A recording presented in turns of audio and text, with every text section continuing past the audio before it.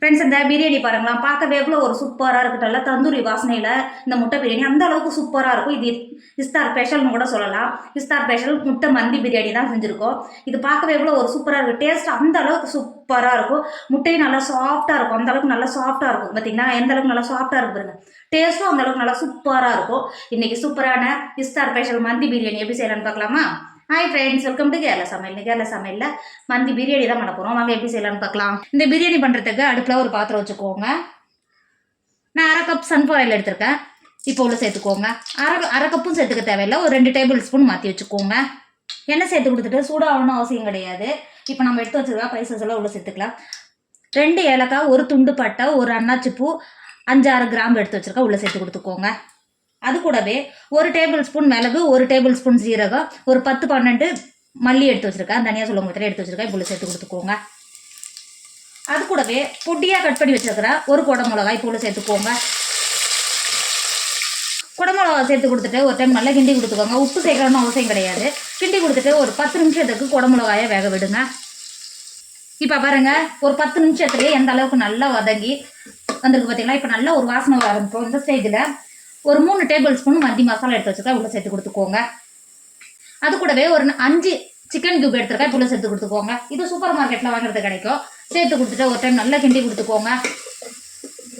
மசாலாவோட சேர்த்து நல்லா கிண்டி கொடுக்கும்போது நம்ம சேர்த்த சிக்கன் கியூப் நல்லா கரைஞ்சி வரும். நமக்கு சாதத்துக்கு இது மட்டும்தான் தேவை, வேற எதுவுமே நமக்கு தேவைப்படாது. டேஸ்ட் பார்த்தீங்கன்னா அந்த அளவுக்கு நல்லா சூப்பராக இருக்கும். இந்த அளவுக்கு நல்லா வதக்கி கொடுத்துட்டு 5 முட்டையை வெவிச்சிட்டு தோல் நீக்கிட்டு கத்தி வச்சு லைட்டாக கட் பண்ணி வச்சிருக்கா இப்போ சேர்த்து கொடுத்துக்கோங்க. சேர்த்துட்டு மசாலாவோட நல்லா கிண்டி கொடுத்துக்கோங்க.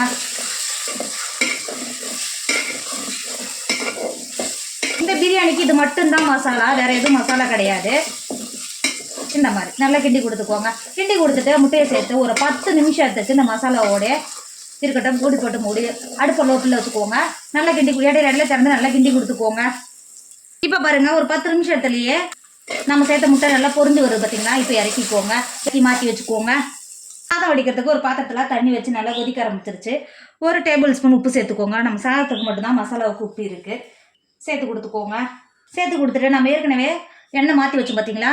இப்போ இவ்வளோ சேர்த்து கொடுத்துக்கோங்க. சாதம் ஒன்றோட ஒன்று ஒட்டாமல் இருக்கும். சேர்த்து கொடுத்துக்கோங்க. சேர்த்து கொடுத்துட்டு அது கூடவே ஒரு துண்டு பட்டை, 3 கிராம்பு சேர்த்துக்கோங்க. சேர்த்து கொடுத்துட்டு ஒரு டேபிள் ஸ்பூன் மந்தி மசாலா சேர்த்துக்கோங்க. மந்தி மசாலா எங்கே கிடைக்குன்னு பார்த்தீங்கன்னா சூப்பர் மார்க்கெட்டில் கிடக்கும். அதுவும் இந்த மாதிரி தான் இருக்கும். இந்த எழுதிருக்கு பார்த்தீங்களா? இந்த மாதிரி தான் இருக்கும். நீங்கள் எங்கே சூப்பர் மார்க்கெட்டில் போய் மந்தி மசாலாவும் சிக்கன் கியூபும் கேட்டால் கொடுப்பாங்க. மளிகை கடையிலையும் கொடுப்பாங்க. நான் அங்கே தான் வாங்கினேன். நீங்கள் சூப்பர் மார்க்கெட்டில் போயிட்டு இந்த ஒரு பேக்கெட்டை மட்டும் வாங்கி வச்சுக்கிட்டீங்கன்னா சிக்கன் வச்சும் பண்ணிக்கலாம், நீங்கள் இந்த மாதிரி முட்டையை வச்சும் பண்ணிக்கலாம். டேஸ்ட் அந்த நல்லா சூப்பராக இருக்கும். இப்போ பாருங்க, தண்ணி சேர்த்து தண்ணி நல்லா கொதிக்க ஆரம்பிச்சிருச்சு. 2 கப்பு ஜீரக சம்பா அரிசியை ஒரு 10 நிமிஷத்துக்கு முன்னாடியே சுடு தண்ணியில் ஊற வச்சு கழுவிட்டு தண்ணி வடிகட்டி எடுத்துருக்கேன். இப்போ உள்ள சேர்த்துக்கோங்க. தண்ணி வடிகட்டி சேர்க்கணும்னு அவசியம் கிடையாது. நம்ம வடிச்சு தான் எடுக்க போகிறோம். இப்போ சேர்த்து கொடுத்துக்கோங்க. பாருங்க, அரிசியை சேர்த்து எந்த அளவுக்கு நல்லா கொதிக்க ஆரம்பிச்சது பார்த்தீங்களா? இந்த அளவுக்கு கொதிக்கும் போதே சாதம் பார்த்தீங்கன்னா 3/4 பாகம் வெந்திருக்கும். இந்த அளவுக்கு 3/4 பாகம் மட்டும்தான் வேகணும், முழுசாக வேகக்கூடாது. இப்போ இறக்கிட்டு தண்ணியை வடிகட்டி எடுத்துக்கோங்க. இப்போ பாருங்க, நம்ம முன்னாடியே மசாலாவை மாற்றி வச்சுருந்தோம்ல, இப்போ அடுப்பில் எடுத்து வச்சுக்கோங்க. எடுத்து வச்சுட்டு ஒரு எலுமிச்சம்பழத்தை பிழிஞ்சிட்டு சேர்த்துக்கோங்க. நம்ம சாதத்தோடு என்னும்போது டேஸ்ட் நல்லா புளிப்பெல்லாம் சேர்ந்து அந்தளவுக்கு டேஸ்ட் நல்லாயிருக்கும். பிழிஞ்சு சேர்த்துக்கோங்க. சேர்த்து கொடுத்துட்டு அது கூடவே ஒரு ட்ரை லெமன் எடுத்துருக்கேன். இப்போ சேர்த்து கொடுத்துக்கோங்க. நீங்கள் சேர்த்து கொடுக்கும்போது இது மாதிரி உடச்சிட்டு சேர்த்துக்கோங்க. அப்போ தான் ஃப்ளேவர் நல்லா இறங்கும். சேர்த்து கொடுத்துக்கோங்க. சேர்த்துட்டு ஒரு டைம் நல்லா கிண்டி கொடுத்துக்கோங்க. இந்த அளவுக்கு நல்லா கிண்டி கொடுத்துட்டு இதுக்கப்புறம் நம்ம சாதம் சேர்க்கும் போது முட்டை அதுக்குள்ளே இருந்தாக்கா உடைய ஆரம்பிச்சிடும். இப்போ இந்த முட்டையை மாற்றி வச்சுக்கோங்க. முட்டையை மாற்றி கொடுத்துட்டு நம்ம ஏற்கனவே சாதத்தை வடிச்சு எடுத்து வச்சுக்கோம்ல, சாதத்தை உள்ள சேர்த்துக்கோங்க. நான் எடுத்தது ஜீரக சம்பா அரிசி எடுத்தேன். உங்களுக்கு ஜீரக சம்பா அரிசி கிடைக்கலன்னா பாசுமதி அரிசி கூட எடுத்துக்கோங்க. டேஸ்ட்டு நல்லாவே இருக்கும். சேர்த்து கொடுத்துட்டு இந்த மாதிரி லைட்டாக இந்த மாதிரி நிறைய கொடுத்துக்கோங்க. இந்த ஸ்டேஜில் சுத்தமாக அடுப்பை ஆஃப் பண்ணிவிடுங்க. நிறைய கொடுத்துட்டு நான் ஒரு 5 பச்சை மிளகாய் எடுத்துருக்கேன். இது சாதத்தோட இப்படி வச்சு கொடுத்துக்கோங்க. இந்த மாதிரி வச்சு கொடுத்தீங்கன்னா இது பச்சை மிளகாயோட வாசனை அந்த அளவுக்கு நல்லா சூப்பராக இருக்கும். இந்த மாதிரி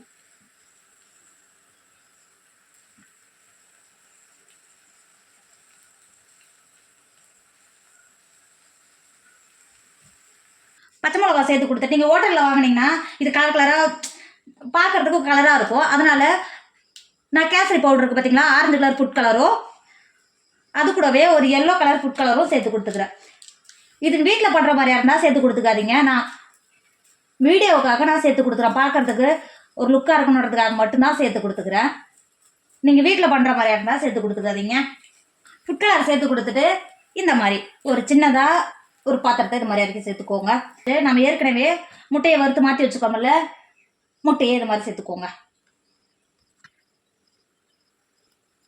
முட்டையை சேர்த்து கொடுத்துட்டு அடுப்பில் எரியுது பார்த்தீங்களா, இந்த மாதிரி நல்ல நெருப்பு இருக்கிற இதுவாக ஒரு பாத்திரத்தில் சேர்த்து கொடுத்துக்கோங்க.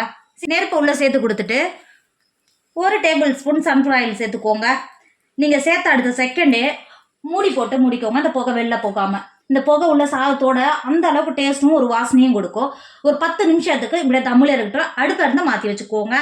இந்த பிரியாணிக்கு கடையில் ஒரு சட்னி கொடுப்பாங்க, அந்த சட்னி தான் பண்ண போகிறோம். இப்போ ஒரு மிக்சர் எடுத்துக்கோங்க. 2 பல்லு பூண்டை தோல் நீக்கிட்டு எடுத்து வச்சுருக்க உள்ளே சேர்த்து கொடுத்துக்கோங்க. அது கூடவே 2 பச்சை மிளகாய் எடுத்து வச்சுருக்கேன், இப்போ உள்ளே சேர்த்து கொடுத்துக்கோங்க. அது கூடவே ஒரு 6 இலை, அந்த முன்னாடி இருக்குது பார்த்தீங்கன்னா, அதை மட்டும் தண்டோடு இல்லாமல் இலையை மட்டும் கட் பண்ணி வச்சுருக்கேன், உள்ளே சேர்த்து கொடுத்துக்கோங்க. அது கூடவே பழுத்த 2 தக்காளியை கட் பண்ணி வச்சுருக்கேன், இப்போ உள்ளே சேர்த்து கொடுத்துக்கோங்க. சேர்த்து கொடுத்துட்டு அது கூடவே 1 டேபிள் ஸ்பூன் வினிகர் சேர்த்துக்கோங்க. சேர்த்து கொடுத்துட்டு அது கூடவே 1/2 டேபிள் ஸ்பூன் உப்பு சேர்த்துக்கோங்க. உங்கள் டேஸ்ட்டுக்கு அனுசரித்து உப்பு சேர்த்துக்கோங்க. உப்பு சேர்த்து கொடுத்துட்டு மிக்ஸி மூடி போட்டு மூடி 1 பாதியமாக அரைச்சி எடுத்துக்கோங்க. பேஸ்ட்டு போல் அரைக்கக்கூடாது, 1 பாதியமாக அரைச்சி எடுத்துக்கோங்க. நம்ம அரைச்ச தக்காளி சட்னி இந்த அளவுக்கு தான் இருக்கணும். பேஸ்ட்டு போல் நல்லா அரைச்சி நம்மளுக்கு டேஸ்ட் இருக்காது. இது இருக்கு பாருங்கள், இந்த அளவுக்கு தான் இருக்கணும். நமக்கு சட்னி ரெடி ஆகிடுச்சு, மாற்றி வச்சுக்கோங்க. இப்போ பாருங்கள், ஒரு 15 நிமிஷம் ஆகிடுச்சு. நம்ம தம்மில் இருந்து பிளேட் எடுக்கும்போது அந்த அளவுக்கு வாசனை சூப்பராக இருக்கும். இப்போ நம்ம புகை எடுத்து வச்சோம் பார்த்தீங்களா, அந்த பாத்திரத்தை மாற்றி வச்சுக்கோங்க. பாத்திரத்தை மாற்றி கொடுத்துட்டு சாதத்தை இப்போ கிண்டி கொடுத்துக்கோங்க.